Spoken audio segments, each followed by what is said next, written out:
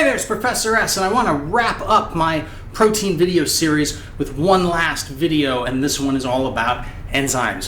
What are enzymes? Well, enzymes are a subtype of protein, an extremely important type of protein that in cells behave as a catalyst, which begs the question, if enzymes are proteins that behave as catalysts, what are catalysts?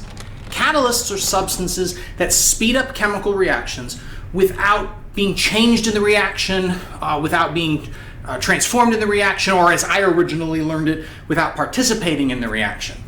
Now, if you've had any kind of background where you've looked at Gibbs free energy and activation energy, you may have already learned a definition of catalyst as a substance that speeds up a chemical reaction by lowering activation energy, which is a perfectly good definition, but not the one I want to focus on here, because my own experience as a student was I could understand that concept of free energy and the concept of activation energy and the notion that lowering EA sped up the reaction, but that didn't help me understand how a substance could achieve that, especially without participating in the reaction, meaning without being changed. And so what I really want to focus on in this video is how enzymes as proteins actually speed up chemical reactions without being changed, and I'll have a whole other series of videos looking at delta G and activation energy and bringing all of that into this fold as well. So with that said, let's take a look at an enzyme. This is a pretty nice rendering of a globular protein, and one of the key features to notice here is it kind of looks like an incomplete jigsaw puzzle. It looks like there's a lot of places on this protein where other things could potentially fit, which is a good idea to put in the back of your head. But right now I want to focus on that location. That is called the active site. That is the point on this enzyme, on this protein, where it is going to engage in speeding up a chemical reaction. The active site is what binds with what is called the substrate.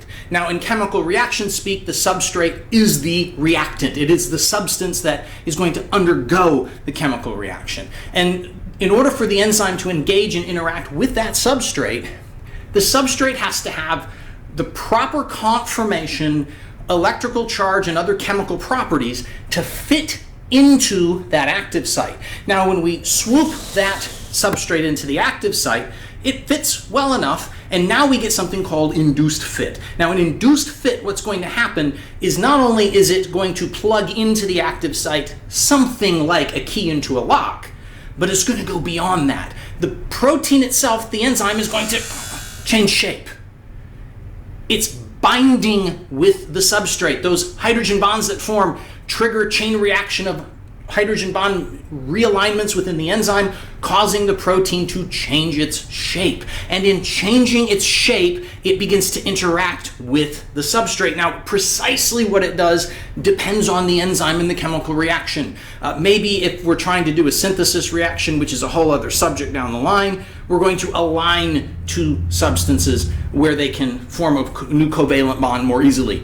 Or we're going to take this substance, grab onto it, and twist it and strain a particular bond, making that bond more likely to break. Or maybe water is an obstacle to this reaction. So we cover up and wrap up this substrate so that it can't get access to water, which allows the reaction to proceed more rapidly. Any of these three things I just described, associated with the shape change, the conformational shift in the enzyme that results during the induced conformational fit, would serve to lower the activation energy, serve to make it easier for the chemical reaction to happen, to make it more likely to happen, and therefore it happens more rapidly, as we can see here. Once the chemical reaction occurs, the products of that reaction, they don't fit into the active site properly, and so they unbind with it. And unbinding allows the enzyme to go back to its original shape. And once it goes back to its original shape, and the products move out, we're all set to repeat it all over again. Bring in a new substrate and we can do it again. The enzyme, by interacting with the substrate and changing its conformation during induced fit, made the chemical reaction more likely to occur, but because the enzyme is just facilitating the environment, it isn't changed in the process. The enzyme is a protein that speeds up a chemical reaction, and it does so without being consumed in that reaction. It's a protein that acts as a catalyst. And there's an introduction to enzymes.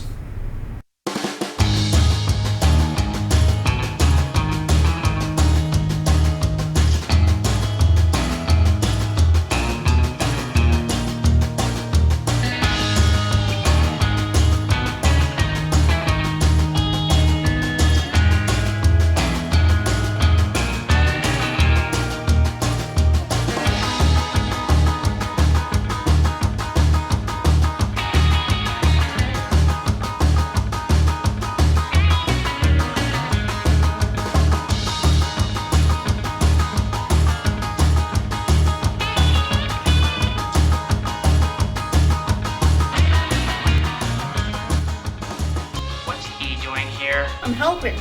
Helping how? Oh, we'll show you. Hey, Squish, what do you get when you cross an elephant with a rhinoceros? I don't know what. Hell if I know. Why did the Scarecrow win an award? Ooh, I don't know. Why did the Scarecrow win an award? Because it was outstanding in its field. That's good. Why was the Avatar so depressed 3 years after beating the Fire Lord? I don't know. Why? Really bad teen angst. Please stop. What do you call a fake noodle? Ooh, what do you call a fake noodle? An impasta. Hey, Al, Big Al. What? What's black and white and red all over? No. A newspaper? Penguin with diaper rash. A skunk in a blender. Zebra with a sunburn. Just finish this. Oh, fine. Hey, this is Professor S. If you enjoyed that, here's a couple other videos you might like. Don't forget to like and subscribe and ring the bell.